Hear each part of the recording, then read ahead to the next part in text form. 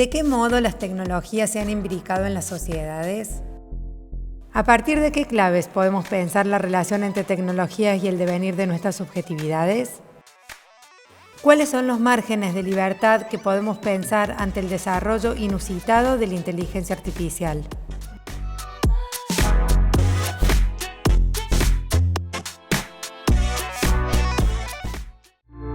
Construir miradas amplias, profundas, sobre nuestra cultura, sobre el tiempo que nos toca habitar. Un lugar para hacerse lugar. Conversaciones.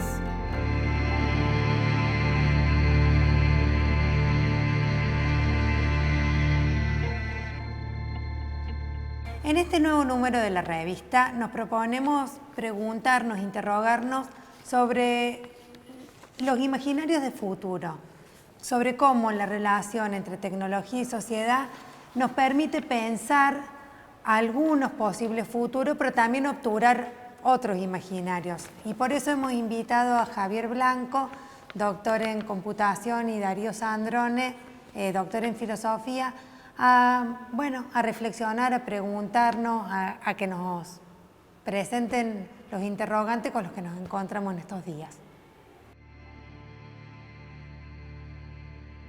Arranquemos pensando cómo ha sido a lo largo del tiempo la relación entre tecnología y sociedad.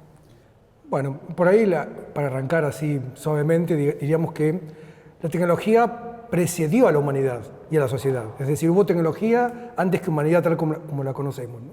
Es decir, los Australopithecus o el Sahelanthropus, como se llamara, o algunos de los homínidos prehumanos ya disponían de formas técnicas, ¿no? Lo que se llamó naturfactos, o sea, usos artefactuales de objetos naturales. Y en realidad la humanidad se constituye, la interioridad humana, como una introyección de esa instrumentalidad. Es decir, la tecnología no es algo que pueda, o sea, la humanidad no puede pensarse por fuera del fenómeno técnico, sino que por el contrario, uno puede decir que es consecuencia de ese fenómeno técnico. La imagen famosísima de la película 2001, donde Moonwatcher descubre en un hueso, ¿no?, la capacidad de realizar tareas que no podía hacer con el cuerpo pelado, y la escena donde Kubrick resume la historia de la humanidad en un hueso que vuela en el aire y se convierte en una estación espacial que orbita la Tierra, ¿no?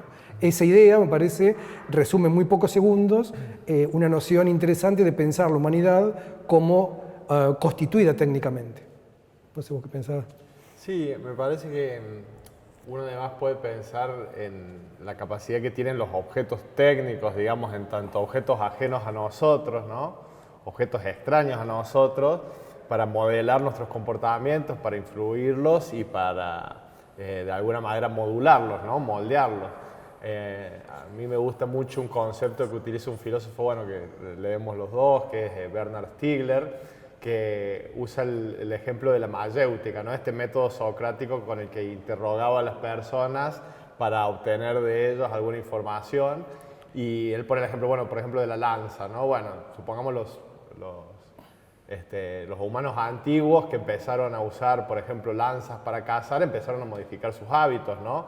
Mirar a la distancia, ocultarse, andar en silencio. Es decir, uno puede pensar que el humano crea la lanza, pero después la lanza crea el cazador en el humano, ¿no? Un poco esos juegos, digamos, que uno no termina de entender bien o de definir bien, porque es indefinido, digamos, dónde termina el objeto técnico y dónde empieza, digamos, los comportamientos humanos, es lo que nos hace, por lo menos, tener muchas aristas en ese vínculo entre seres humanos y objetos técnicos o tecnología, que hacen como un fenómeno complejo, en el sentido de que no se lo puede dividir en dos entidades simples, ¿no?, el ser humano por un lado y la tecnología por el otro, ¿no? Que es lo que solemos hacer casi en la práctica, digamos, pero por una manera irreflexiva. Cuando uno se pone a pensarlo un poco mejor y empieza a mirar la historia, se da cuenta que esas implicaciones son casi inescindibles, ¿no? Sí, de hecho, una de las particularidades de eso,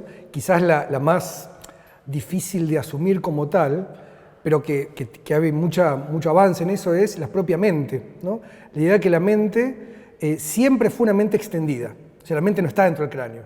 Eso se sabe, lo sabe, o sea, en filosofía, bueno, en el siglo XX sobre todo, hay muchas teorías, se llamó la teoría de la mente extendida, pero que en realidad inclusive la idea de extensión es errónea. La mente se constituye por andamiajes externos. Es decir, la manera en que, por ejemplo, representamos los números tiene que ver con que tenemos un sistema perceptivo y motor que le permite escribirlos. Es decir, los humanos no pueden multiplicar los números grandes, por ejemplo, si no usan lápiz y papel por lo menos, ¿no? Y eso constituye un tipo particular de mente. Es decir, gran parte de la memoria es exosomática.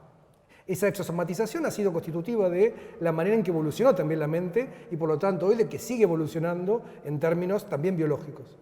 Ahora, si pensamos en esa mente extendida, digo, esto por eso lo dicen los filósofos, pero también hoy los no neurólogos, los que hacen, digamos, teorías de la mente, las ciencias cognitivas, ¿no? Han mostrado todo este tipo de, con formas empíricas, todo este tipo de ideas que aparecen sobre todo en el siglo XX.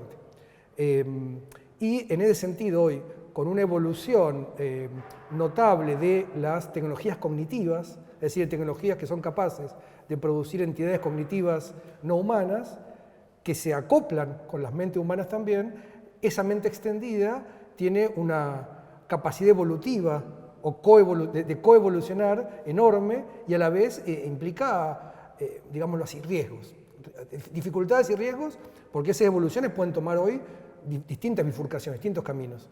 En particular, una de las cosas que eso produce muchas veces es un fenómeno de estupidización, en algunos casos. O sea, eso no es solo un prejuicio, digámoslo así. Hay un prejuicio y también hay algunas realidades. Obviamente los circuitos de afectación de la mente a partir de las tecnologías digitales pueden producir, por un lado, a veces fenómenos efectivamente de incomprensión o de reducción de algunas capacidades y en otros contextos al revés, ¿no? Entonces, lo que hay hoy es una serie de futuros que se abren y un desafío a qué futuros vamos a apuntar. Pensaba que yo también estoy como de acuerdo con esta idea de que siempre la mente ha estado vinculada a las actividades mentales, han estado vinculadas, digamos, a los objetos técnicos, a las tecnologías exteriores, digamos.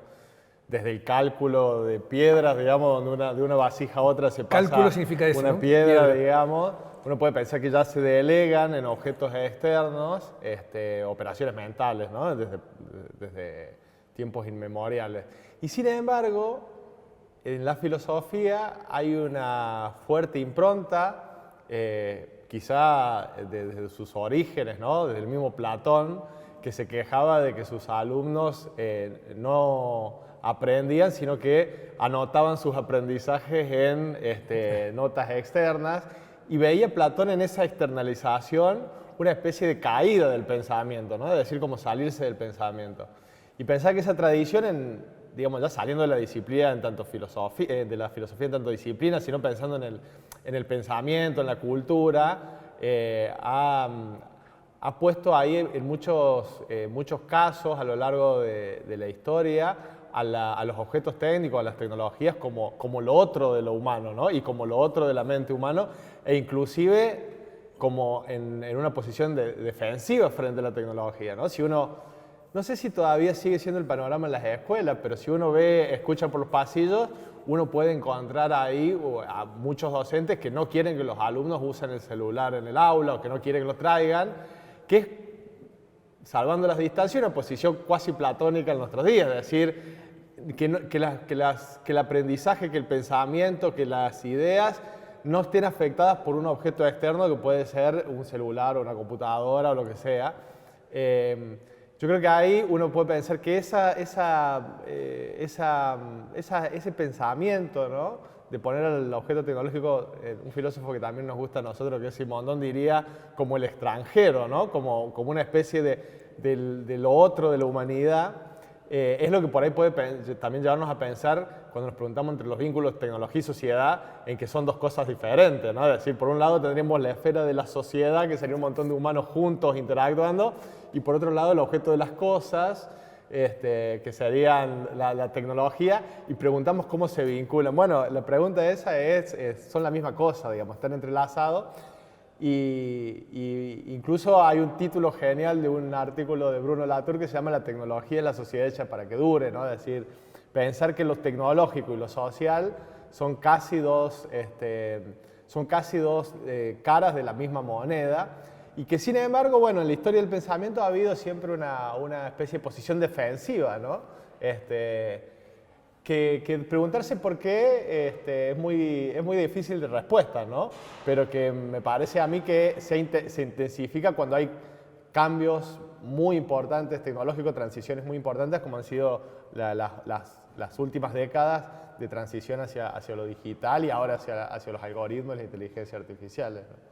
Sí, ahí te agrego, me parece que además el pensamiento mismo sobre lo técnico ha tenido una evolución muy rápida. O sea, la técnica, por supuesto, está evolucionando aceleradamente, ¿no? O sea, el nivel de evolución es cada vez más rápido, en particular por esto que decía Darío de la aparición de lo digital, donde la evolución es más rápida que la evolución del pensamiento humano, ¿no? Inclusive, o sea, puede evolucionar la tecnología más allá de los tecnólogos humanos que la producen. Eso es una novedad también, que cambia radicalmente las temporalidades técnicas. Por eso es que hoy la sociedad tiene una serie de preocupaciones, digamos, o socialmente o en general, ¿cómo diríamos?, casi de alarma, frente a una situación en la cual esa velocidad de transformación tecnológica escapa a los parámetros conocidos, ¿no? Mientras que la evolución históricamente ha sido a veces de generaciones para algún cambio tecnológico elemental, al inicio de milenios, ¿no? Pero sobre todo digamos desde la aparición de la historia, justamente de la escritura como forma de registro, como primera tecnología o como tecnología fundamental de la constitución del humano, esa de la cual Platón desconfiaba, hasta hoy esa evolución tiene una aceleración positiva enorme, con lo cual efectivamente hoy nos encontramos en una situación de cierta disrupción de la temporalidad anterior. Eso es un hecho que hay que dar cuenta, rápido aparte, ¿no? Porque si no, ya cuando queramos dar cuenta de eso, va a haber evolucionado más la tecnología. Ahora, dicho eso también, el pensamiento tecnológico es muy reciente en la humanidad. Por algún motivo, quizás por la mala influencia de Platón o de otros filósofos, la técnica fue siempre considerada de segunda categoría. La ciencia, que es un fenómeno mucho más reciente, mucho más localizado, ¿no? Temporalmente, digamos en la modernidad, no había ciencia como tal antes, había forma de conocimiento, pero no ciencia. Ahí tiene una enciclopedia enorme para estudiar. La filosofía y la técnica se empezó a pensar en el siglo XX recién. Hubo algunas cosas previas, pero en el siglo XX empezó a ser como un área de pensamiento. Y de hecho, a partir de la década del 70, digamos, empezó a ser algo que tuvo escuelas, discusiones, artículos, ¿sí? Y desde el 70 hasta ahora pasó por lo menos por 3 etapas. Una etapa más bien fundacional, donde la técnica era vista como esta cosa omniabarcativa y que se podía pensar en sí misma, como la técnica, ¿no? Heidegger quizás fue uno de los, un poco antes que esto, ¿no? Pero uno de los filósofos más relevantes en eso, Ortega y Gasset antes, bueno. Y después un momento en el que se empezó el momento sociotécnico, esto que por ahí es lo que contaba Darío con Latour, 1979, escribe un libro famoso sobre la ciencia en los laboratorios. En 1982 aparece un congreso importante de sociotécnica en Holanda. Y de ahí se empieza a empezar la tecnología en esta línea que es una forma de inscripción de lo social de manera material, si se quiere, y una especie de simetría, ¿no? Lo material y lo intersubjetivo como dos cosas que hay que ponerlas por lo menos a priori en un nivel análogo para pensarlas. No como hasta ahora, donde la agencia era propia del humano y lo pasivo estaba en las cosas, ¿no? Sino que las cosas, de hecho, Latour mismo hablaba del parlamento de las cosas, ¿no? Como hay que pensar en las cosas que de alguna manera establecen diálogos, tienen significado las cosas mismas. Y creo que ese momento, Stigler va a decir que va a terminar ese momento de la filosofía y la técnica y de la filosofía en general en 1992, con la aparición de Internet como la conocemos. Vieron que el siglo XX termina en momentos distintos según cada autor. Para Hobsbawm termina en el 89, para Stigler en el 92. Caída del muro de Berlín, Hobsbawm lo ve en términos políticos, Stigler lo ve en términos de tecnopolítica, aparición de Internet. Va a decir incluso Stigler provocativamente, es el momento en el cual el postestructuralismo deja de ser relevante para entender el mundo, ¿no? Eso va a decir Stigler en ese momento. Alguien que viene del postestructuralismo en su formación previa. Y ahora, ¿qué es lo que pasa ahí? Bueno, esto, ¿no? Una nueva forma técnica que para mí no es una forma técnica que se inscribe necesariamente en la historia de la técnica, sino que es una disrupción. Es una disrupción de esa historia porque transforma todas las tecnologías previas. Hoy, acá estamos en un lugar muy lindo con una cantidad de artefactos técnicos, históricos, maravillosos en su constitución. Hoy, todo artefacto técnico, no sé, uno para ver, un proyector, no sé, todas las cosas que hay por acá, una cosa para generar estática, todos son digitales. Todo esto que tenemos acá, ¿no? Esto por lo cual nos vemos, hace 20 años no. Hace 20 años eran formas que usaban la física de la luz, la óptica, para transmitir. Hoy todos son digitales, un auto es digital, una afeitadora eléctrica es digital, un lavarropas. ¿No? Es decir, creo que hay muy pocas cosas que no han cambiado esencialmente su constitución técnica. ¿Sí? Esa digitalización tiene efectos drásticos también, porque además hay una cosa muy importante acá que es que la agencia, es decir, la acción misma, no es producida necesariamente ni principalmente a partir de una agencia humana. ¿No? Está distribuida, se distribuyó ahora. Esa distribución aparte va cambiando. La distribución técnica incluye la percepción y la cognición. También están distribuidas técnicamente. Entonces ese es el nuevo marco que apareció hace no mucho, digamos unos 20, 30 años, y que hoy ha transformado la forma de existencia, la forma de estar en el mundo. Sí, yo también pensaba, a mí me parece que también los fenómenos sociotécnicos siguen estando vivos y las disciplinas que los estudian, digamos, también tienen mucha tarea por delante. Si uno piensa hoy en día, por ejemplo, hay etnógrafos o etnógrafas que no se dedican a ir a un pueblo perdido en una isla virgen y estudiar las costumbres de esa gente, sino, por ejemplo, hay muchos etnógrafos o etnógrafos. Nosotros trabajamos con una, Loreta Magallanes, que por ejemplo hace etnografía digital, ¿no? Y trabaja como cómo se forman comunidades al interior de determinadas plataformas digitales o a determinadas, digamos, aplicaciones, o cómo se empiezan a configurar nuevos grupos sociales gracias a las nuevas tecnologías digitales y que no se habían conformado esos grupos previamente con otras tecnologías previas, ¿no? Y yo creo que ahí lo que hay son fenómenos sociales atravesados por cambios tecnológicos, pero donde lo sociotécnico no deja de existir, sino que sigue estando como un fenómeno que requiere incluso nuevas categorías, nuevas teorías, nuevas ideas, nuevas investigaciones, pero está atravesado. Y sobre todo hay fenómenos muy caros a la tradición sociológica, como el trabajo, por ejemplo, que está sufriendo unas transformaciones, digamos, permanentes, donde no se termina todavía de acomodar.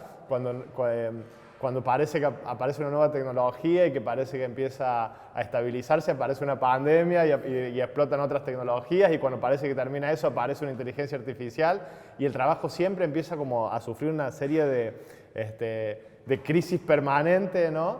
Donde, por ejemplo, algunos teóricos dicen, bueno, pensemos algunos fenómenos, por ejemplo, lo que podríamos llamar un trabajador simbólico, es decir, hoy en día muchos de nosotros, la mayoría, opera con símbolos a través de dispositivos especiales que llamamos computadoras o dispositivos generales, digitales, en las actividades más generales, ¿no? Es decir, posiblemente si hace 50 años uno entraba a un estudio de arquitectura, a un estudio de un abogado o al estudio de un filósofo, eran tres panoramas totalmente diferentes, o a un médico era un consultorio.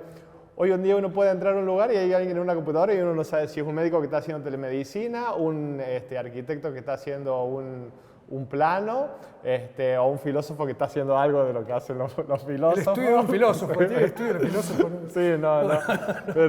Pero digo, las computadoras se están convirtiendo en el estudio de todo, y eso no implica que desaparezca el trabajo, sino que adquiere nuevas formas sociales que hay que estudiar, ¿no? Y que tiene que ver con esto que hablamos al principio, que modifica las prácticas, los comportamientos y las actividades y los vínculos sociales, que además uno podría asumir que lo offline y lo online cada vez es más poroso, y entonces antes uno iba y se sentaba para entrar a Internet, digamos, ¿no? Y hoy Internet está en el bolsillo de cada uno de nosotros, y eso también modifica la forma de sociabilizarnos, ¿no? Entonces, bueno, yo creo que ahí lo que hay es un gran desafío para las disciplinas sociales, las ciencias sociales, de actualizar sus métodos y sus objetos de estudio, y obviamente para las humanidades también actualizar las maneras de pensarlo, ¿no? Porque son cambios muy profundos de los cuales todavía estamos viendo algunas de las consecuencias y algunas de los rasgos que están mostrando, ¿no?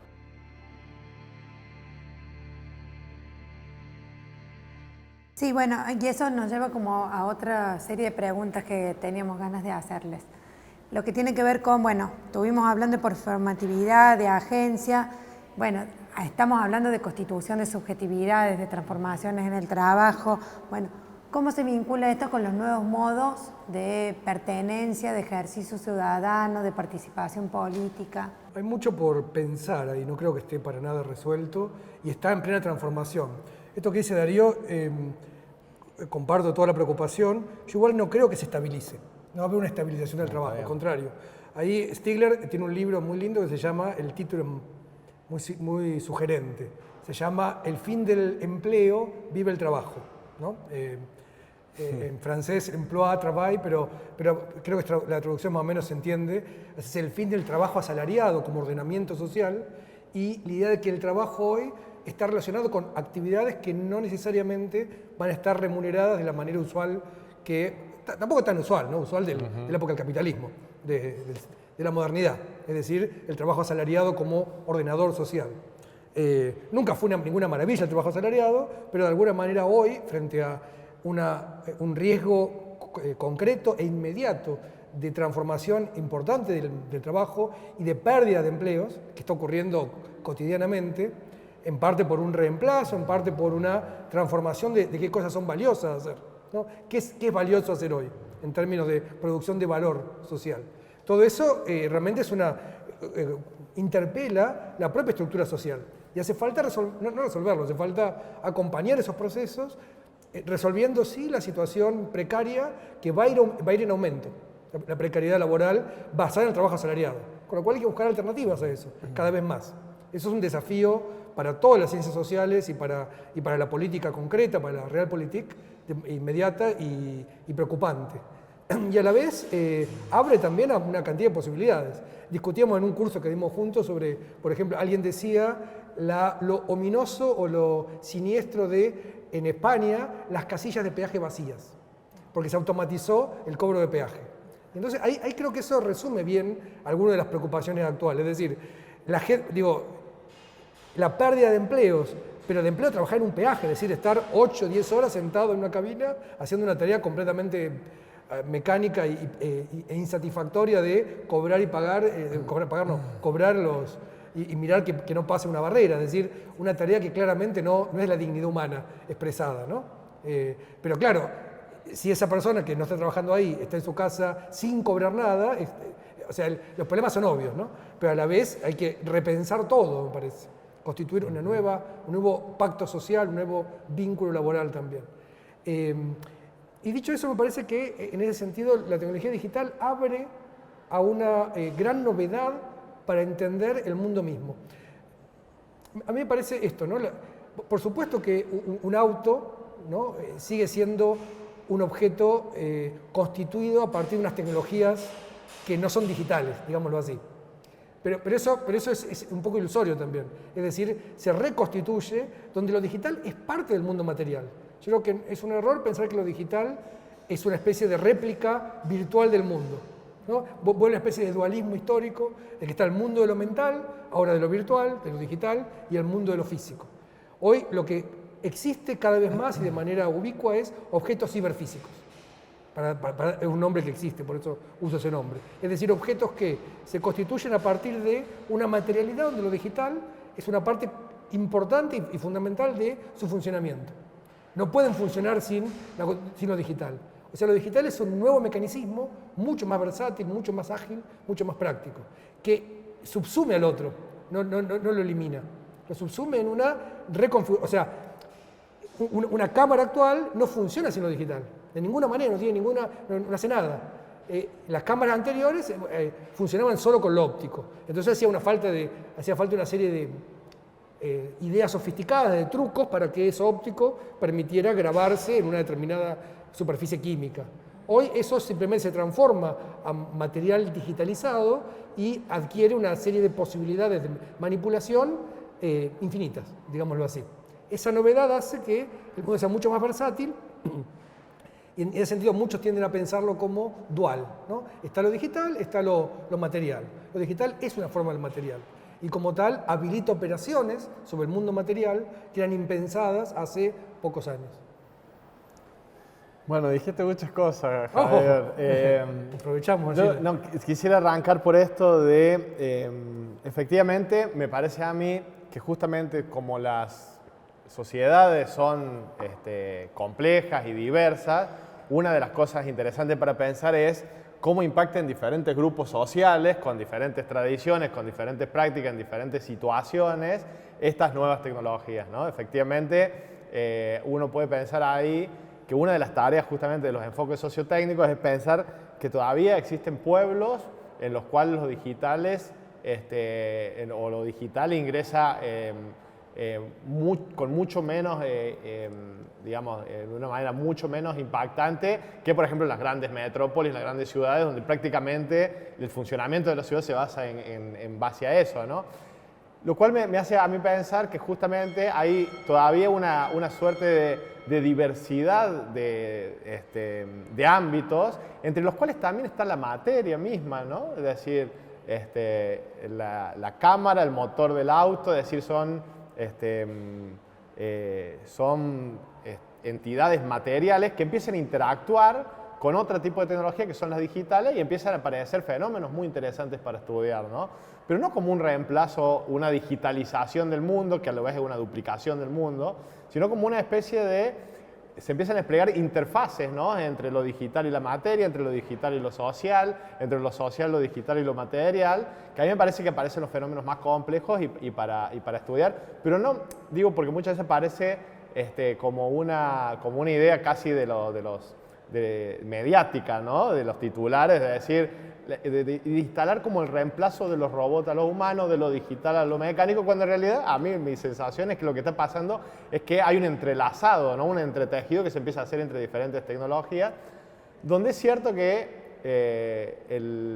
el automóvil sigue teniendo un motor mecánico, pero también es cierto que ahora la información domina la materia y la energía de ese motor, ¿no? Y que eso puede diferenciarse de automóviles del principio de siglo, ¿no? Donde lo que dominaba la materia y la energía de ese motor era la misma materialidad del motor, digamos. Principio y fin del siglo XX. Sí, o principio y fin del siglo XX. Sí. Ahora, en relación, a mí me parece que justamente eso también hace pensar que la tecnología puede ser muchas cosas y adquirir muchas formas, una de las cuales es un medio fijo del capitalismo, ¿no? Es decir, constituirse en maquinaria para empresas capitalistas privadas que lo que quieren es efectivamente reducir sus costos, entre ellos echando trabajadores humanos, ¿no? Eso de la revolución industrial para acá es casi una tendencia del capitalismo que ahora ha encontrado otras máquinas para hacerlo, que son digitales, que tienen mayor capacidad de meterse en diferentes oficios que antes no tenían, entre ellos oficios intelectuales, y que no significa que ese sea el destino de toda tecnología, el reemplazo humano, pero sí es una de las formas que adquiere, ¿no? Y entonces me parece que ahí lo interesante sería pensar, bueno, ¿qué otras formas puede adquirir que no implique el reemplazo humano? ¿En qué manera se pueden desarrollar tecnologías digitales, inteligencias artificiales, que entrelazadas con las inteligencias humanas puedan hacer una sociedad más o menos cada vez más como la que vivimos? Inteligencias no humanas mezcladas con inteligencias humanas. Y ahí hay un desafío político todavía en ciernes, ¿no? Cómo pensar eso, porque automáticamente lo que uno piensa es, no, esto va a afectar la sociedad porque va a reemplazar a todo el trabajo humano. ¿No se nos va a caer una idea de cómo hacer diferente, que no sea un capitalista pensando en usar el ChatGPT para echar a 8 vendedores? Digamos, eso es lo único que se nos va a ocurrir como sociedad, usarlos para eso y no para otra cosa que pueda ser un vínculo social virtuoso, digamos, de alguna manera, con las posibilidades que ofrece nuestra nueva tecnología. Yo creo que ahí está el desafío, volviendo a tu pregunta que era sobre la ciudadanía, de cómo de cómo pensar una formación para un ciudadano, sobre cómo pensar estos temas, pero pensarlos en esa línea. Porque si lo que vamos a hacer va a ser formar ciudadanos para que sean mano de obra o sean reemplazo de estas tecnologías, o reemplazados por esta tecnología, o programadores de esta tecnología, ¿no? Para empresas privadas, bueno, que lo hagan las empresas privadas y que lo haga la educación no tiene ninguna diferencia. Ahora, si lo que vamos a formar va a ser un ciudadano crítico, que puede pensar cómo estas tecnologías se van a insertar en estos ámbitos sociales, materiales, históricos, culturales, bueno, a mí me parece que estamos más cerca, por lo menos, de dar una respuesta a cómo debería ser un ciudadano que maneje los saberes básicos, digamos, de estas nuevas transformaciones, ¿no? En un mundo democrático hipertecnificado, ¿no? Voy a recalizar un poco lo que decía Darío en el siguiente sentido. A mí me parece que no solo hay pueblos que de alguna manera acceden a las tecnologías, en este caso las digitales, de una manera idiosincrática, de una manera o cultural, es decir, se incorporan o exportan tecnologías de distintas maneras, sino que el pueblo occidental, si eso existiera, si fuéramos eso, también, ¿no? Yo creo que lo interesante hoy es pensar también la tecnodiversidad al interior o bifurcación al interior del propio proyecto occidental, lo que eso sea. En ese sentido, me parece dos cosas. Yo creo que el momento tecnológico actual hay que pensarlo en dos claves asociadas pero diferentes. Una en clave de, digamos, le voy a decir así, la real technopolitik. Es decir, ¿qué pasa realmente hoy, aquí, ahora?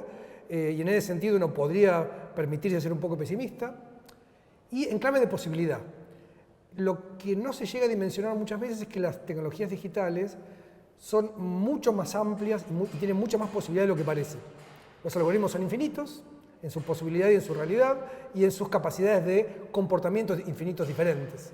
Luego, la actual configuración psicosociotecnológica, digámoslo así, es una configuración contingente y altamente cambiable.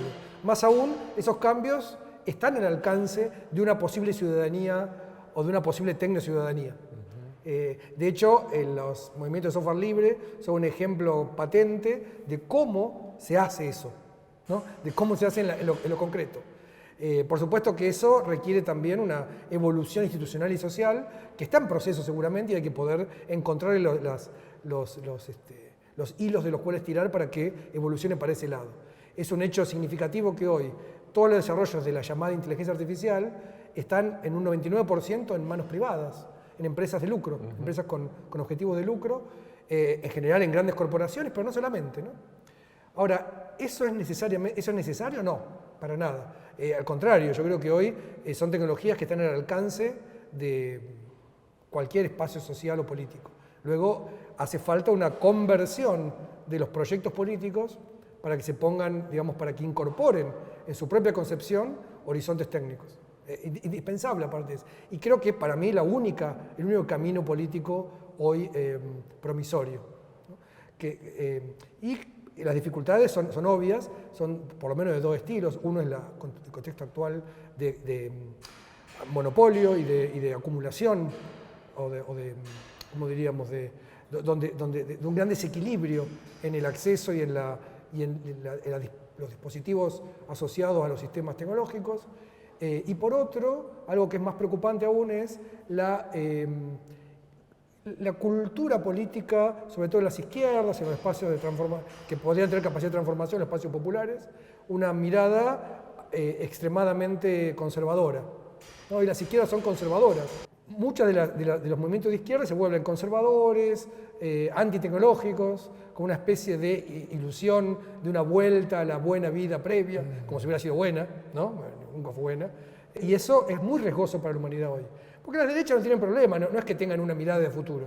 No es que, a ver, las tecnologías de Machine Learning, que son la llamada hoy inteligencia artificial, es una tecnología muy torpe, muy poco sofisticada. Es básicamente minimizar funciones en espacio vectorial y espurio. Eso creo que es la mejor definición corta que se puede dar de eso. No son realmente, no tienen lo mejor de las tecnologías digitales, sino algo bastante elemental. Ese aprendizaje de datos es estadístico. Se habla de los algoritmos, son lo menos algorítmicos los algoritmos. La idea del algoritmo existe como concepto desde Euclides o desde antes, desde los griegos. Como nombre desde Al-Khwarizmi, que es un matemático árabe del siglo X. La idea es decir, una forma un proceso, digamos, no solamente mecánico, sino preciso de resolución de cosas. Esa es la idea de un algoritmo. Estos sistemas, que lo llaman algoritmos hoy, como aparece la palabra socialmente por primera vez, son clasificadores estadísticos. Son lo menos algorítmicos que los algoritmos. Que se lo llama algoritmo es casi una curiosidad o una paradoja histórica. Esos clasificadores estadísticos tienen alcances impresionantes, como vemos, o sea, pueden producir texto al nivel de cualquier estudiante universitario sobre un tema determinado, pero ese texto que produce es un texto estadístico, ¿no? Cada palabra se enfoca semánticamente en la red correspondiente, que se entrenó con 1 billón de entradas. Se enfoca en esa red estadística y va produciendo palabras de acuerdo a la más probable que siga. Y con eso produce un texto. ¿Sí? Eso es. Y eso tiene grandes logros y una importancia muy grande porque de alguna manera resume las creencias del mundo. No tiene pretensión de verdad ni es una forma de cognición al estilo de la humana. Por supuesto que eso también nos devuelve una pregunta, ¿no? Si algo tan elemental es capaz de producir esos textos, entonces la idea de que el lenguaje humano es algo privativo del humano se vuelve también más difusa, ¿no? Hay que volver a pensar eso. Hay que revisar un poco con cierta humildad el lugar de ciertas habilidades humanas, pero a la vez hay que matizar en qué significan esas cosas, ¿no? No sé si se entiende la tensión que hay entre una forma de cognición que no hay que me parece que para pensarla bien hay que desantropomorfizarla. No son antropomórficas. Y a la vez eso implica también pensar que la inteligencia humana, la forma de cognición humana, es una más en un paisaje de forma de cognición altamente diversificado, altamente diverso. Y que entonces, a la vez eso a mí me entusiasma, pensar que la cognición hoy se va a distribuir de maneras mucho más novedosas, que todos los límites que los humanos tienen para pensar pueden ser atravesados con nuevos acoplamientos. Hay que pensar esos acoplamientos, y esos acoplamientos pueden ser de una diversidad enorme, que hoy sea un acoplamiento manejado por empresas corporativas informacionales en base a un capitalismo tardío, depredador, es una contingencia histórica, no es una necesidad. Sí, yo me quedo pensando con esta idea de contingencia, digamos, ¿no? Es cierto que uno puede pensar que hay, me gustó el término, la recepción psicosocial de las tecnologías, ¿no? O la idiosincrasia de algunos pueblos en cómo la reciben, o en cómo se adaptan, e incluso el momento histórico de algunos pueblos particulares o de algunos grupos en particulares, que son contingentes, y le podríamos sumar a eso, a esa especie de cosmotécnica, ¿no? Es decir, esa mezcla a lo mejor de mitos, supersticiones, creencias que suelen tener los pueblos o los grupos, que uno pareciera que es contingente y que lo que hay detrás de eso es una realidad que es tecnológica, digamos, racional y que hay que tratar de descubrir. Yo no termino de cerrar esa idea porque a mí me parece que justamente esa contingencia no es algo aparte del problema, sino que es el problema y es la realidad también, ¿no? Es decir, estoy pensando concretamente en cómo uno tiene que pensar estos fenómenos en Latinoamérica como diferencia, por ejemplo, de los países centrales. Uno podría decir, bueno, no habría diferencia porque podemos pensar que el humano y lo digital y los algoritmos, en última instancia, es lo mismo en Suecia que en Río Cuarto, ¿no?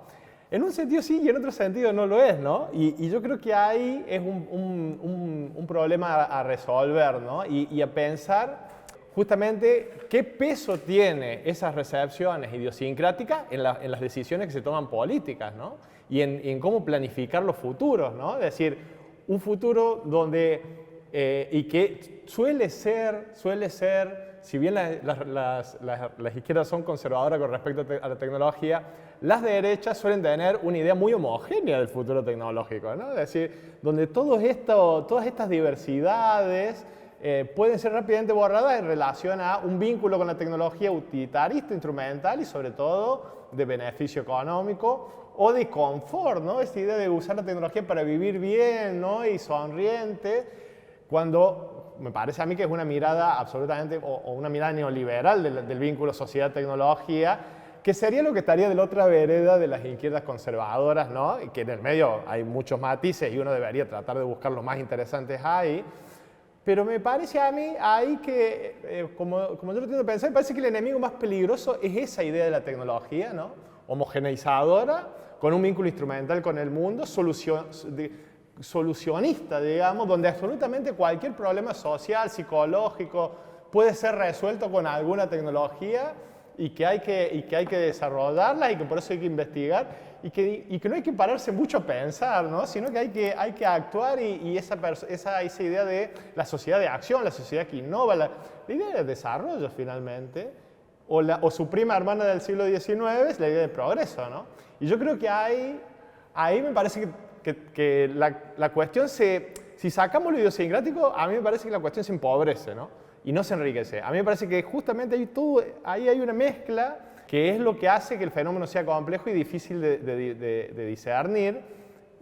Pero claro, digamos, después hay que tomar decisiones políticas, hay que decir vamos para allá o vamos para allá, y ahí las reflexiones, digamos, más filosóficas sobre todo ese embrollo que implica mitología, idiosincrasia de los pueblos, nuevas tecnologías, las maneras que se empalman, empiezan, bueno, a tener que dejar lugar a, bueno, hay que tomar decisiones e ir para un lado o para el otro, incluso en la educación. Bueno, hay que hacer espacios curriculares, ¿cómo los vamos a hacer, no?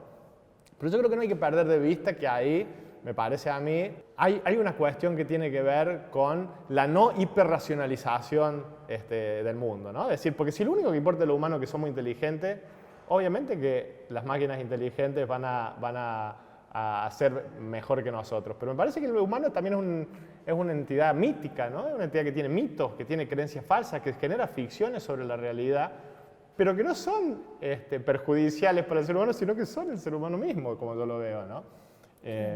Yo no sé por qué pensás que la tecnología está asociada a la racionalidad, menos hoy. Digo, los sistemas de inteligencia artificial, si algo no tiene, es pretensión de verdad. Que haya, por supuesto que están estos discursos legitimadores, ¿no? Ya creo que, no sé si era Horkheimer o el mismo, que decía que la tecnociencia era el único discurso legitimador, ¿no? Ya en los 60, ¿no? Es cierto eso, pero yo creo que hoy ni siquiera está en ese lugar, digamos, ¿no? O sea, por supuesto que eso es un mito, otro mito más, ¿no? Pensar que la ciencia, claro, o que la tecnología, más aún la tecnología actual, estaría asociada a un enfoque de racionalidad.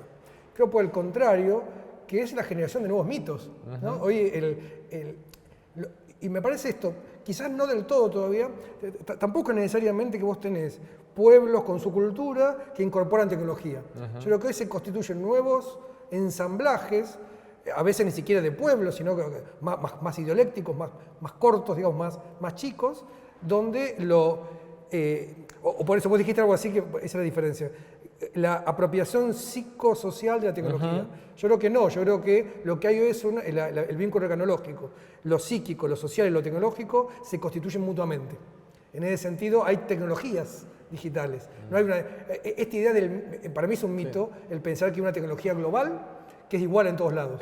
Nuestro amigo Miguel Ferrer dice tecnologías, porque hay que usar el lenguaje inclusivo para hablar de las tecnologías y no excluir, digamos. Bien, sí, hay que ver si las máquinas se identifiquen ahí o no, digamos, se ofenden.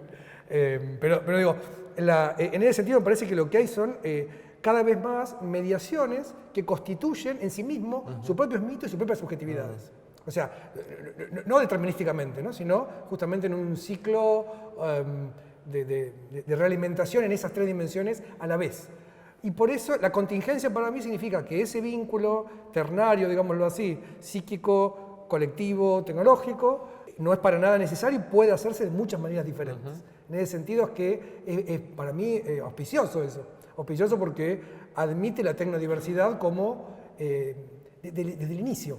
No es un camino que hace falta afirmar. Hace falta simplemente desarrollarlo, desarrollar tecnodiversidad. Justamente entre cuarto, vamos a hacer este año el coloquio de filosofía y la técnica, y después de una gran discusión ahí, creo que el título que quedó es Disrumpir la disrupción. Disrumpir existe como verbo, ¿no? Para muchos autores hoy estamos en un momento de disrupción. Esa disrupción en parte es temporal, lo que decíamos al principio, ¿no? La alteración de la temporalidad de la evolución técnica produce es como si Stirler ya en el 90 y 4 proponía esto, ¿no? Que dice, así como cuando un avión rompe la barrera del sonido, se produce no sé cómo se dice, un shock. ¿Qué pasa cuando cierto objeto técnico rompe su propia barrera temporal? Es lo que estaría ocurriendo hoy, ¿no? Entonces, esa temporalidad va mucho más rápido que la capacidad de comprensión de eso. Había otro filósofo, el colombiano, Adrian Cousins, que estuvo acá en Córdoba y hizo una charla que era Historia de la extinción de la humanidad, ¿no? Y en esa charla dice él hace bastante. Termina mal. Es una historia que o termina. no, qué sé yo, termina. La extinción no necesariamente es que no hay una sucesión después de la humanidad. Yo esperaría eso. Pero lo que va a decir es que en realidad lo que dice él es, hoy la capacidad de coordinación técnica, va a decir él, la coordinación, no sé, poner el ejemplo, las pirámides. Es una coordinación de horas de trabajo enorme. La estación espacial, mucho más, no sé. Esa coordinación históricamente estuvo asociada a una comprensión de esos fenómenos. Hoy no. Hoy hay una... Entonces, dice, la única opción que tiene la humanidad es volverse realmente inteligente, cosa que no es, va a decir él, ¿no? El cerebro primate, dice, es un cerebro reactivo. No es un cerebro... El pensamiento es casi una casualidad o es muy difícil para los humanos pensar, ¿no? Pero entonces hay una idea de progreso fuerte ahí. No O necesariamente. sea, una idea de progreso, incluso yo ahí... En él, digo, no se comparto. Sí. No, en él, digamos, en esta idea, porque incluso hay una idea transhumanista, ¿no? De una idea que el humano puede trascenderse a sí mismo en base a las nuevas tecnologías y dejar de ser lo que es para hacer algo mejor, ¿no? Pero es la historia de la humanidad también, ¿no? Sí, no sé. Desde el... No sé. Y sí. O sea, uno podría tener una lectura de la historia de la humanidad que no sea donde hay un progreso, ¿no? Es decir, donde cuestionar claro. la idea misma de progreso. Yo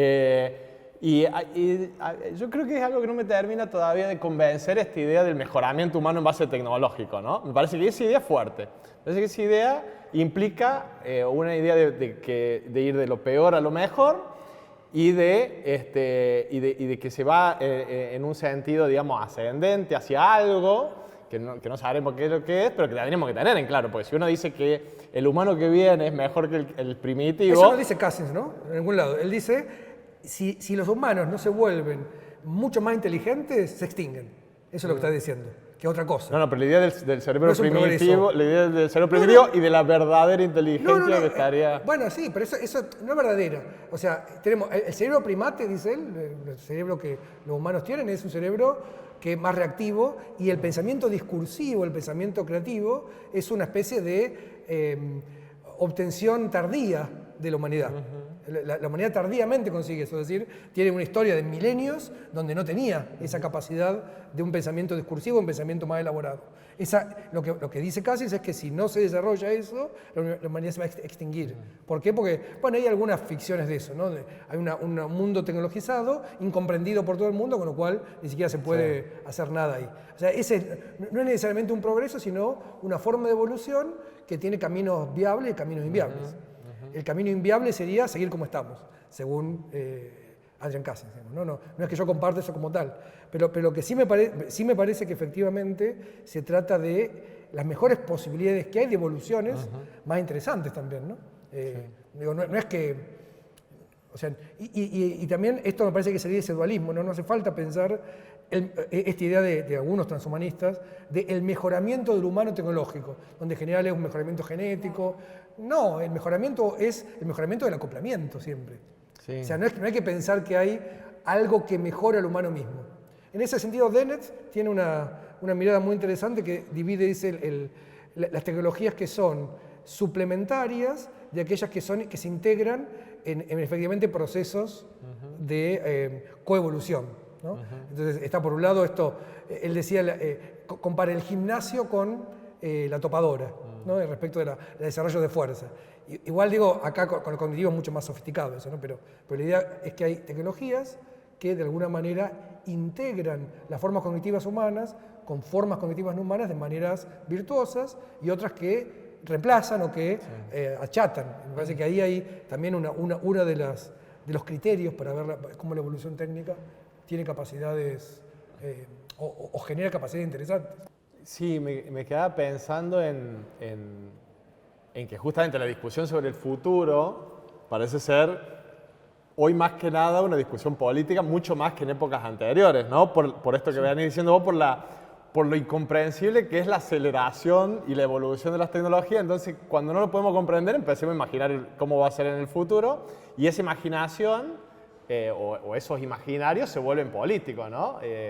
Y bueno, tenemos un amigo común también, investigador de Rosario, Ezequiel Gato, que trabaja el tema, tiene un libro que se llama Futuridades, donde todo el tiempo insiste en la futurización, ¿no? Es decir, una operación política en el presente de plantearte cómo va a ser el futuro, ¿no?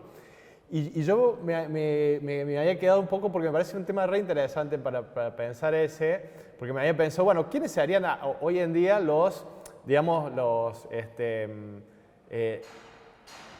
adversarios políticos para pensar el avance de las nuevas tecnologías? Recién decían, bueno, las izquierdas están un poco como conservadoras con respecto a las tecnologías, y yo decía, bueno, pero también pensaba que teníamos que ver ante qué reaccionan, ¿no? ¿Quién sería el adversario del otro lado? Y pensaba, bueno, no sé si llamarle de derecha, quizá hoy izquierda, derecha ya tampoco nos sirva como categorías para ordenar un poco el mapa del mundo, pero sí ciertos, quizás sean este 99% que hoy en día están desarrollando las tecnologías, que en su discurso a la sociedad de por qué las están desarrollando como las están desarrollando, generalmente utilizan un discurso sobre el futuro, ¿no? En un futuro en donde vamos a ser mejor.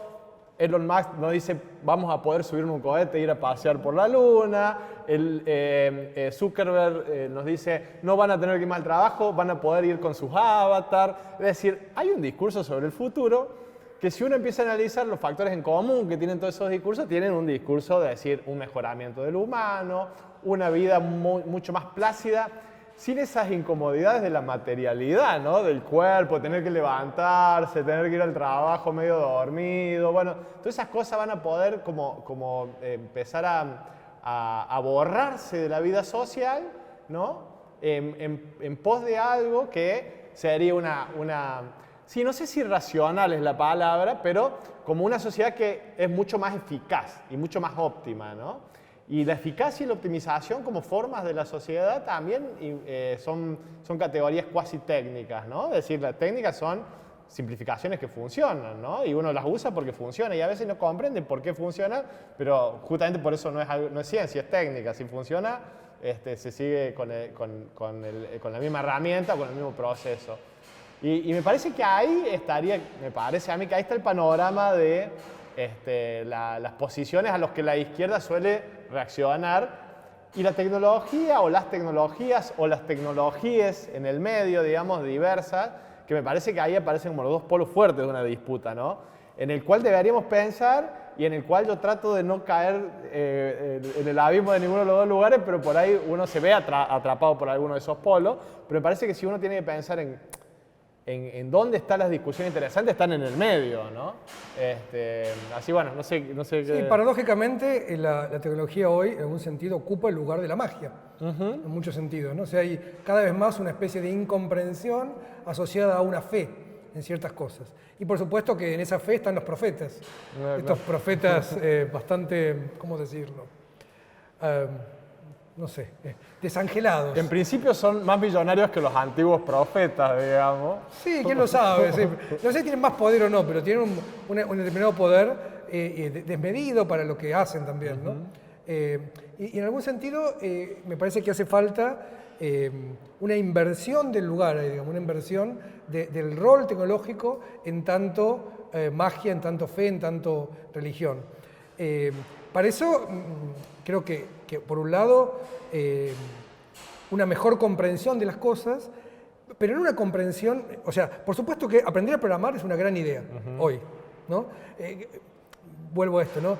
Algo que quizás no salió tanto acá porque nos conocemos, pero siempre aparece esta cuestión del rol del humano.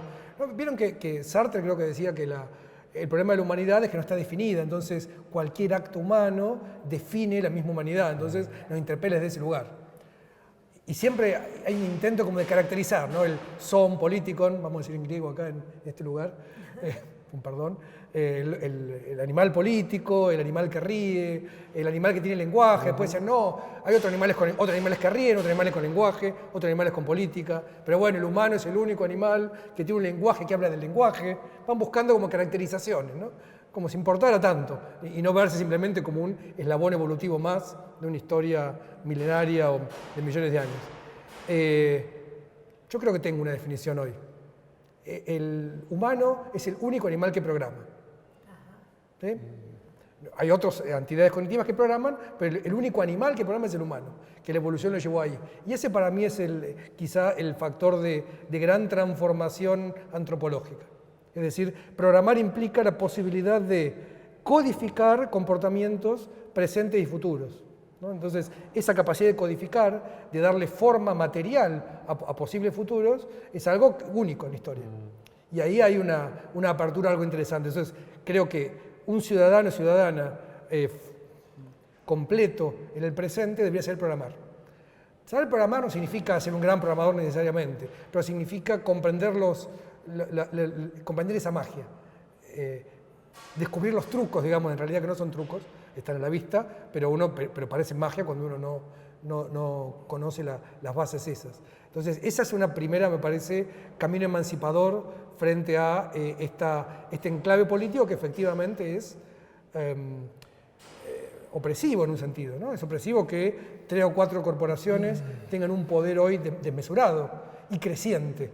Sí, a mí me sigue pareciendo interesante la búsqueda de las definiciones de lo humano, ¿no?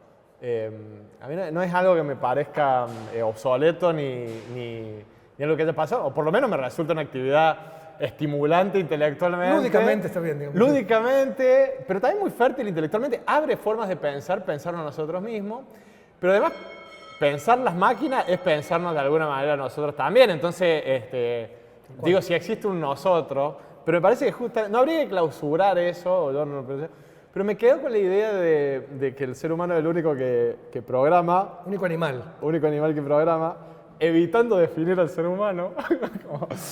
Pero te digo, uno podría decir que también es el único ser que cocina. Y que de ahí viene esa tratar la definición como el humano a partir del ser que manipula el fuego, ¿no? No sería más bien, o sea, no sería, pienso, ¿no? Programar no sería un tipo de técnica particular, digamos, que no viene a ser extremadamente, radicalmente diferente a otras técnicas anteriores. Yo creo que no. Es una, yo creo que sí, yo creo que es radicalmente diferente. Quiero dar el pie para que expliques bien, por bien. qué. Pero digo, porque uno podría pensar que lo que define al ser humano es un ser técnico. En eso creo que estamos de acuerdo. Sí. Es un ser que puede anticipar, que puede predecir y entonces puede anticipar los medios técnicos para los cuales hacer determinada acción o conseguir determinado objetivo. Esa anticipación, al decir de Heidegger, es lo que lo sabemos, anticipamos tanto que anticipamos nuestra propia muerte y entonces también la técnica se empiezan a mezclar con actividades que hacemos para diferir nuestra propia muerte, ¿no? ¿Qué sería la medicina si no? ¿O qué sería construir refugios de esta manera? O incluso fomentar la ciencia, los artes como mejores formas de vivir y aprendizajes que nos pueden hacer vivir más y mejor, digamos, etcétera. Pero digo, ahí uno lo podría decir es que justamente el ser humano es el ser que porta técnica, que desarrolla técnica, que los externaliza en objetos. Estos objetos después evolucionan por su propia cuenta y evolucionan más rápido de lo que el propio humano que los diseñó evolucionan. Pero ¿por qué la programación vendría a ser una técnica que parece como que abre otra dimensión en la cual obtura incluso la pregunta por el ser humano mismo, digamos, ¿no? O la redefine. Primero, hay otros animales no humanos que tienen técnica también, ¿no? Hay técnicas. Pero no cocinan. No cocinan, pero sí procesan los alimentos. Sí. O sea, no cocinan porque no usan fuego, porque no tienen ni siquiera el aparato motor para usarlo en muchos casos. Pero perdón, el fuego no es el fuego es la forja, es la herramienta que hace otra herramienta, la herramienta que hace máquina, la máquina que hace otras máquinas. Igual es lúdico esto, no es importante como tal, pero digo, en general cuando uno toma cualquier otra caracterización, tiene que empezar a refinarla. Porque sí, técnica tienen desde los cuervos hasta ciertos monos, hasta no sé qué, u otros animales. En cambio, programar no. ¿Y por qué programar no? Porque programar, justamente, si la técnica surge como una forma de anticipación, la programación permite también programar ese futuro, ¿no? Codificar ese futuro, que no era posible. En algún sentido, digo, habría que dedicarle mucho tiempo, como diríamos, científico a esto, que no para este momento, pero en principio algunos autores van a marcar la escritura, como se marca efectivamente como inicio de la historia. ¿Por qué la escritura cambió tanto respecto de cualquier otra forma de inscripción de la memoria? Y bueno, porque es una forma intencional, sofisticada para registrar el propio devenir, permite la construcción de las ciudades. La ciudad surge de alguna manera a partir de la posibilidad de la escritura. Bueno, esa forma de memoria, la transformación actual, algunos autores la comparan con esa, ¿no? Es decir, Florida va a decir que así como la escritura fue el paso de la prehistoria a la historia, las tecnologías digitales son el paso de historia a la hiperhistoria. ¿Y dónde está esa gran diferencia? Está justamente la capacidad de manipulación de lo sintáctico como algo que permite acción. O sea, hay una posibilidad de delegación no de una acción concreta, sino de cualquier forma de acción, ¿no? Y eso es y de percepción y de cognición, ¿no? Y de toma de decisiones. Entonces, ahí hay algo que efectivamente exterioriza cualquier capacidad cognitiva humana. No digo que esté exteriorizada hoy, pero la posibilidad de exteriorizar cualquiera de esas capacidades cognitivas humanas y por lo tanto integrarlas de manera completamente diversas. O sea, preguntas, ¿no? Preguntas cotidianas. ¿Puede ChatGPT ser cobrar conciencia? Por empezar, la pregunta que si voy a cobrar conciencia, podríamos abundar en esa cosa que no tiene un sentido en sí mismo, pero bueno, supongamos que entendemos preteóricamente qué significa cobrar conciencia. No, ChatGPT no puede, como tal, porque es una máquina estadística. ¿Otros programas? Sí, por supuesto. Por ejemplo, el programa de los cerebros humanos. En general tiene una conciencia vaga, más o menos, de sí, ¿no? Cierta conciencia. Pero con los programas es mucho más fácil, porque pueden ver su propio código, inclusive. O sea, la manera de reflexividad de las tecnologías digitales es profunda. Entonces, ahí hay algo a explorar interesantísimo, ¿no? En la serie Westworld, cuando Maeve ve su propio código, en realidad no lo ve sus propiedades y las modifica. O sea, la capacidad de poder modificar el propio código es algo que Turing ya preveía en el 47, antes del artículo famoso del 50. Es decir, podría haber computadoras, programas que de pronto modifiquen su código por buenas razones. A lo humano le cuesta mucho más eso. La reflexividad humana es una reflexividad trabajosa. Cambiar malas costumbres, ¿no? Lleva, ¿no? Coaching, distintos tipos de cosas para dejar de fumar, dejar de beber de más. A su vez yo pienso ahí que esta idea de preguntarse por si una máquina puede tomar conciencia es inescindible preguntarse por qué es cobrar conciencia. Claro, ¿no? obvio. O sea, porque digo, y en ese sentido no abandonar la antropología filosófica, porque efectivamente vos tenés que, me parece a mí, que las preguntas de qué es pensar, qué es tener conciencia, qué es ser, que son preguntas que vienen, digamos, de lo más hondo de la cultura filosófica occidental, de los griegos, siguen siendo un recurso cognitivo para pensar estos problemas, ¿no? Es decir, e incluso a mí me gusta cómo lo plantea Turing en términos de, el problema es la asignación de inteligencia, es decir, claro. ¿qué determina que le atribuyamos o no inteligencia, ¿no? A una máquina o a, o a un sistema? Y ahí, bueno, me gustan mucho algunas ideas, por ejemplo, lo de Simondon, dice, bueno, parece que a veces hay que como disfrazarlas las máquinas, porque, claro, no podemos interactuar con ellas socialmente otra vez, ¿no? De manera directa, porque sería muy trabajoso, todos deberíamos estar muy formados, todos deberíamos saber programar, o todos deberíamos no espantarnos con tener que tomar ciertas decisiones en base a una maquinaria estadística o unos sistemas que correlacionan posibilidades y te dan las posibles consecuencias. Y entonces aparecen como las interfaces, ¿no? O el ChatGPT es muy claro cómo lo ponen como una persona chateando con vos, digamos, y es en realidad una máquina monstruosa estadística, pero si vos vieras esa máquina monstruosa estadística, posiblemente no te la acercarías o posiblemente no le preguntarías cómo hacer el trabajo práctico de historia para el secundario, ¿no? Es decir, ahora, y un poco de esa idea de Simondon, hay una infantilización de las tecnologías para que puedan ser más manejables, digamos, por nosotros mismos, en tanto adolescentes tecnológicos que no sabemos programar, no sabemos de algoritmos, digamos. Entonces, digamos, te lo ofrecen casi en un packaging, digamos, de Bueno, acá tiene un señor con el que usted chatea y le puede preguntar todo lo que usted quiere y él le va a responder y mira vos qué buenas respuestas que da. Ahora, ¿estamos en contacto con la tecnología ahí o estamos en contacto con un producto comercial, con una máscara marketinera ofrecida? Y yo creo que ahí esas diferencias son difíciles de establecer, ¿no? Es que las dos cosas, ¿no? Sí, o las dos cosas. Es las dos cosas a la vez. A mí se me Porque gustan los perdón, monstruos, la interfase hoy teórico que la define no solamente como, por ejemplo, la tecnología es la interfase entre nosotros y lo natural o la naturaleza, si es que existe algo así, pero también la tecnología es la interfase entre la tecnología y nosotros mismos, digamos, ¿no? Bueno, Flori iba a decir que también, o sea, que la tecnología es intermediación y la tecnología de tercer orden, que es la que hoy impera, es interfase entre tecnología y tecnología.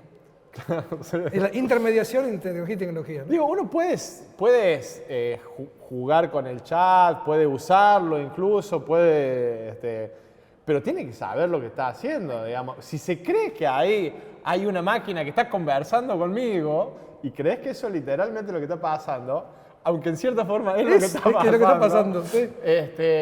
Bueno, yo creo que ahí tenemos formar un ciudadano crítico es formar a alguien que pueda entender esas capas de interfaces, de tecnología, de prácticas humanas, o por lo menos que las indague, ¿no? O que por lo menos no las recibe inmediatamente y sin ningún tipo de una recepción acrítica, ¿no?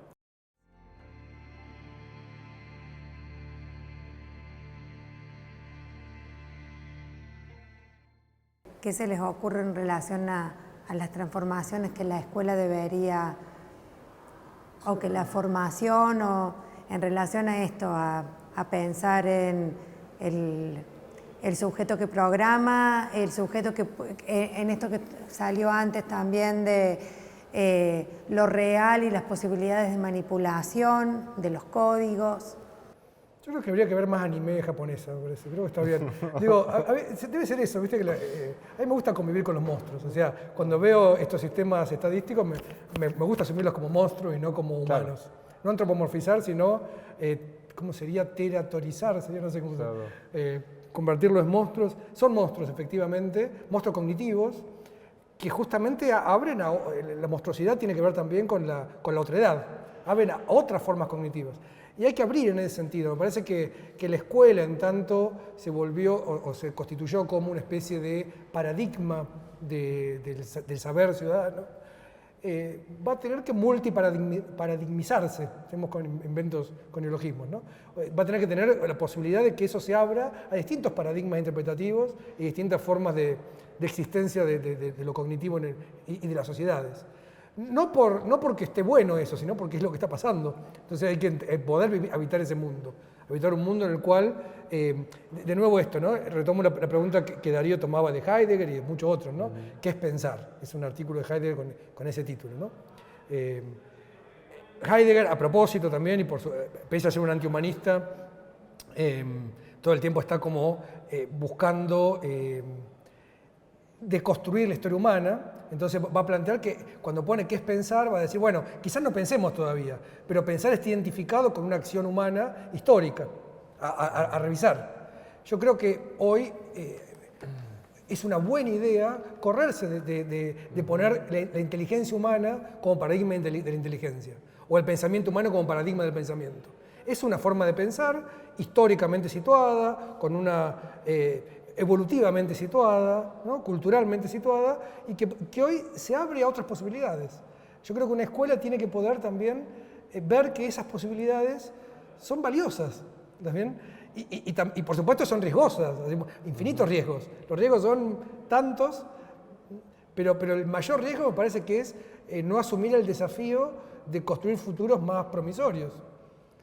Aparte, digo, de nuevo, y quizá esto de izquierda y derecha ya efectivamente es una geometría un poco corta para entender la política, pero me parece que usando esos conceptos viejos, yo creo que el peligro está en que si uno no mira lo promisorio que hay en esta misma cosa que hoy está siendo propiedad o está siendo expresión de un capitalismo, como lo definí antes, ¿no?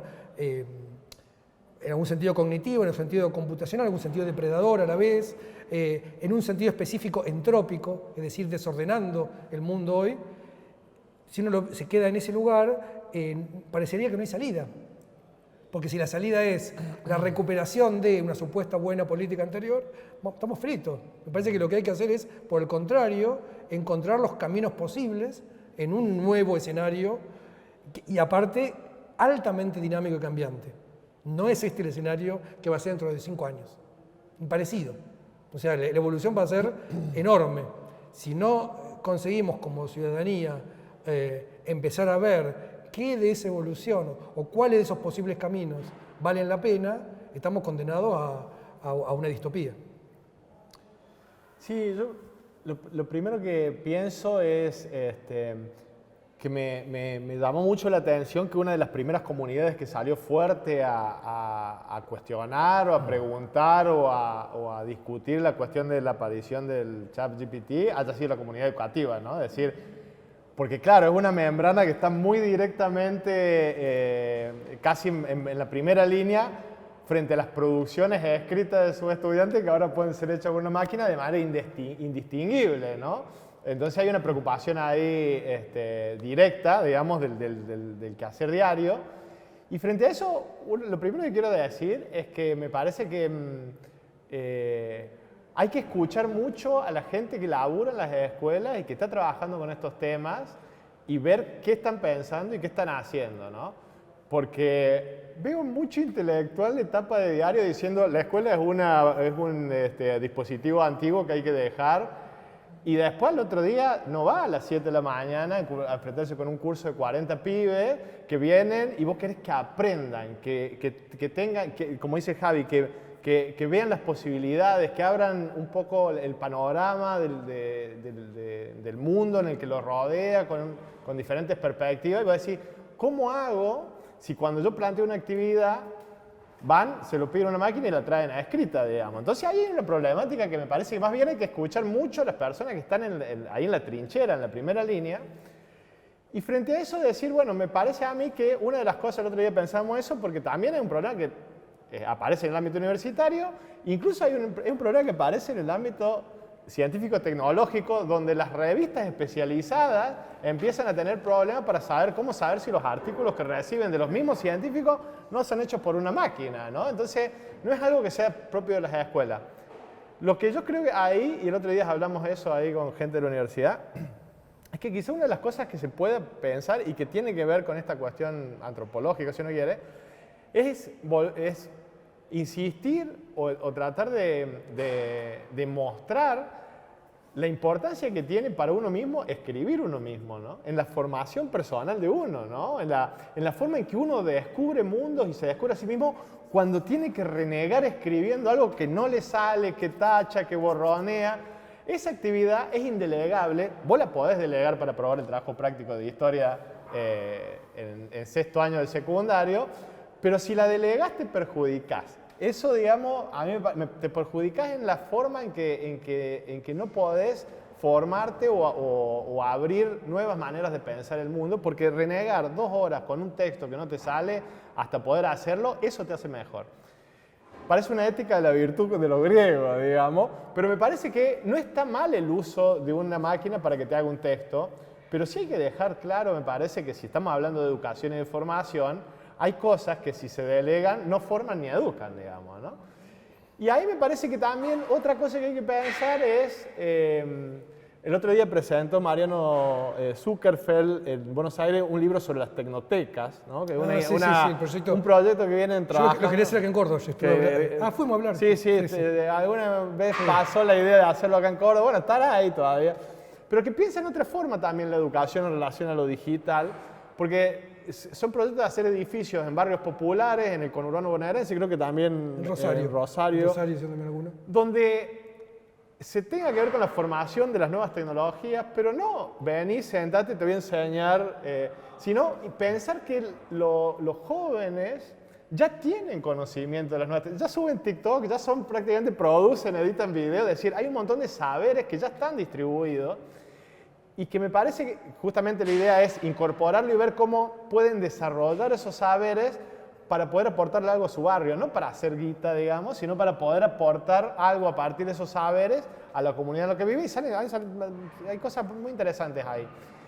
Si vos me preguntás un gesto que yo creo que la escuela tiene que tener, es pensar que los alumnos ya tienen saberes digitales. Un chico que te hace un trabajo con un chat GPT es porque sabe usar el chat y porque aprendió a usarlo solo y porque además es creativo usándolo y además puede identificar las fallas y puede identificar la manera en que la profesora o el profesor va a identificar que es un chat y modificarlo, es decir, ¿cuántos saberes está poniendo en juego ahí, no? Me parece que es ese intersticio ahí entre el deseo de aprender que tiene un estudiante cuando se va frente a una computadora y trata de identificar cómo funciona una nueva aplicación. Si no hay un deseo de aprender ahí, no sé qué hay. O sea, no es que son estúpidos porque usan TikTok. Tienen deseo de aprender cómo se hace en video y comunicarlo a los demás. Hay algo muy genuino en eso. Si la escuela no lo puede incorporar, y me parece a mí que no... Lo que se va a constituir en un mecanismo de defensa frente a las nuevas tecnologías. La escuela defiende a los estudiantes de las nuevas tecnologías que le invaden. Yo creo que ese no es el camino. Si me preguntas cómo hacerlo, me parece justamente, no quisiera decir nada, porque hay gente que sabe de esto y que está trabajando, pero sí me parece ahí que lo mismo que decíamos recién para lo social en términos macro, aplica, digamos, para la escuela, ¿no? Bueno, no sé, Javi, ahí cómo lo pensás. Sí, me parece que eso, ¿no? Hay un mundo en transformación acelerada. La escuela en ese sentido debería acompañar a que pueda haber herramientas no para comprender siquiera, para estar en ese mundo de manera valiosa.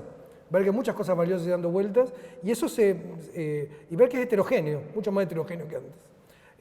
Ahí esto que contabas, por ejemplo, hay una empresa que se llama Arbusta, que está ahí en el conurbano, que se nutre de pibas inclusive con muchas mujeres también, algo que no es usual en las tecnologías informáticas, que aprenden a trabajar ahí, en general vienen con conocimientos diversos, pero sin una formación necesariamente formal. Algunos se forman después y realmente desarrollan una tecnología de punta de información, ¿no? Ese tipo de experiencias, o las tecnotecas de Zuckerfeld, son experiencias, parece, que muestran que es claramente factible, ¿no? Recomponer formas de aprendizaje, ¿no? Pero por supuesto eso requiere una apertura que socialmente aún está por verse. De los maestros, o sea, hay maestros que sí, maestros que no, maestros que podrán, maestros que no podrán. La escuela tiene otros roles también, no es únicamente ese rol. Me parece que hay que transitar esto con buena fe. Me parece que esa es la dificultad hoy. Y después yo creo que ahí hay un rol fundamental también del Estado como organizador del sistema educativo público y el privado también. En el intercambio, porque parece que acá tendría que ser las escuelas tratando de aprender filosofía de la tecnología, sociología de la tecnología, qué son las máquinas, pero me parece que también, digamos, los funcionarios estatales tienen que, cuando piensan programas, digamos, para las escuelas, tienen que tratar de, me parece a mí, en cierta forma, dejarse permear por todas estas nuevas miradas sobre las tecnologías que ya no son, digamos, no son tecnologías simples. Cuando hablamos de la escuela, por ahí pensamos en el aula, ¿no? Pero estamos hablando de políticas educativas con estos temas, que está bien, uno entiende que hay ciertas inercias, ¿no?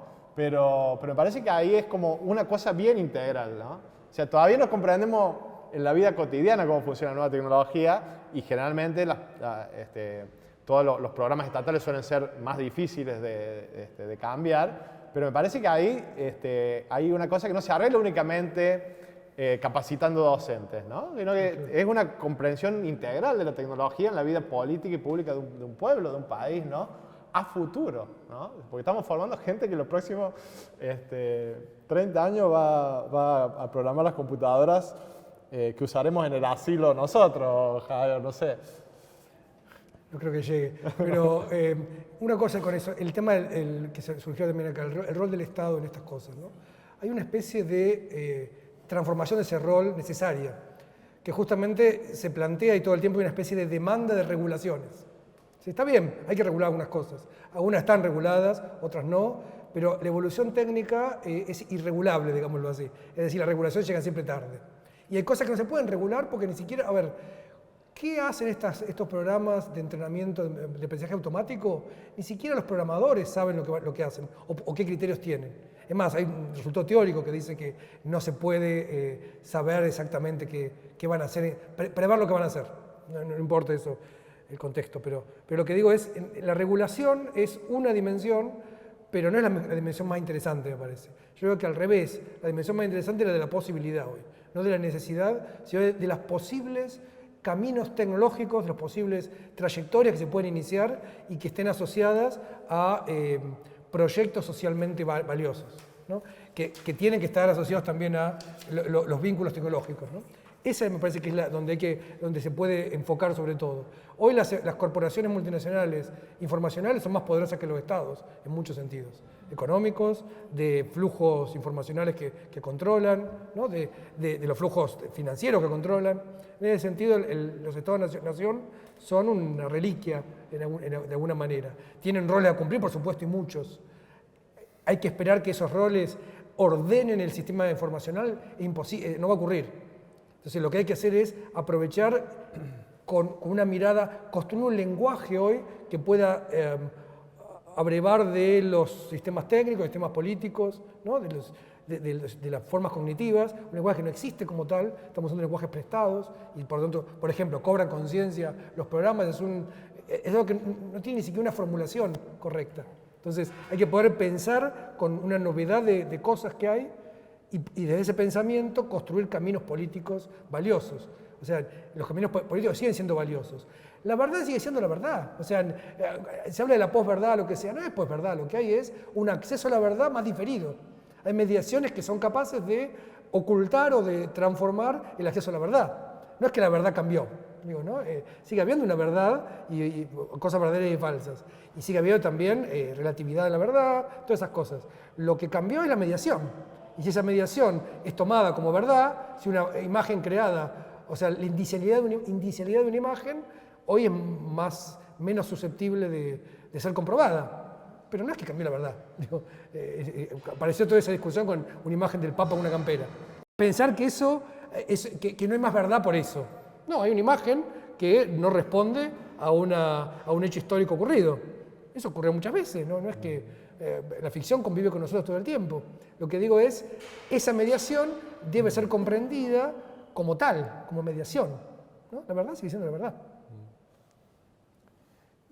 Después, yo pensando también en las escuelas, me parece muy importante creer, esto lo dice mucho Martín Torres, que es un egresado de nuestra maestría, que trabaja mucho el tema robótica en las escuelas y que él siempre habla de creer en las comunidades educativas, es decir, las mismas, porque claro, en relación a lo digital y la robótica, muchos docentes dicen, no, esto no es para mí, eso es el profesor de tecnología, yo doy esto yo ya soy grande, no me meto en esas cosas, o no, en esta escuela que somos un barrio periférico, un barrio pobre, que no tenemos nada, no podemos hacer nada. Justamente Martín, en uno de los colegios donde trabaja, hicieron un detector de incendio para las sierras, con unos sensores y unos sistemas ahí, unos software, en un colegio periférico de acá de Córdoba. Y eso me gusta, a mí esa idea de pensar que no hay quizá de apropiarse las grandes tecnologías que bajan, sino uno podría armar con los mismos actores que tienen en la misma institución, en la misma comunidad, proyectos interesantes con estos temas, ¿no? Es decir, cosas interesantes con lo digital, cosas interesantes con los robots, cosas interesantes. Y me parece ahí que una de las cosas a los que puede aportar la escuela es también a instalar no solamente el pensamiento crítico, sino un concepto de soberanía tecnológica, ¿no? Hoy en día se corta Google Meet y yo no puedo dar clase. O sea, mi aula hoy es una corporación transnacional de la cual si se corta, si tuvo un problema como pasó alguna vez en pandemia, me acuerdo una vez nos levantamos a tomar examen a las 8 de la mañana y estaba el Meet cortado y empezó WhatsApp, todos los profesores de todos lados que no teníamos aula. El WhatsApp andaba por lo menos. El WhatsApp sí, pero el Google no, y todos los que tenían que tomar el examen no tenían cómo tomarlo y no sabías a quién pedir. No es que llegás y el aula está cerrada y le vas ¿a quién le pido la llave? Allá está la ordenanza y va. Acá, ¿a quién le pedí la llave si el aula está cerrada, no? Y entonces me parece que ahí una de las características de estas tecnologías es también el cruce entre lo local y lo global, ¿no? Es decir, ahí también hay una tensión fuerte y que prácticamente está mezclado. Es decir, yo doy clase acá con esto que está en otro lado, si es que la metáfora geográfica o espacial sirve. Pero me parece que ahí justamente una de las cosas que se puede estimular, fomentar desde la escuela es la construcción de proyectos tecnológicos interesantes, porque no es cuestión de aburrir a los alumnos, digamos, es hacer cosas interesantes que les despierte pasiones. Si hoy cualquier adolescente está fascinado con las aplicaciones del teléfono, ¿cómo no puede salir de ahí algún proyecto interesante? Y a mí siempre me queda la frase de nuestro amigo Gilbert Simondon, filósofo francés del siglo XX, que en 1950 tenía un proyecto de educación de filosofía a los chicos que salían de tercer año de la secundaria, donde los llevaba al taller y les hacía abrir radares. Les enseñaba tecnología con radar y decía, en la composición de la máquina se puede ver el mundo, ¿no?